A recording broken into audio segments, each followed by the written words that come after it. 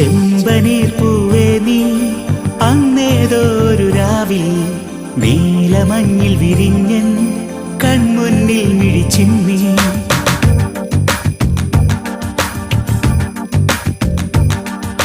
ചെമ്പനീർ പൂവേ നീ അന്നേതൊരു രാവിൽ നീലമഞ്ഞിൽ വിരിഞ്ഞൻ കൺമുന്നിൽ മിഴിച്ചിന്നി.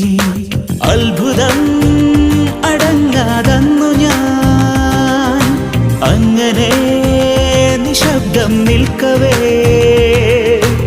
എങ്ങു പോയി പ്രകാശം നൽകി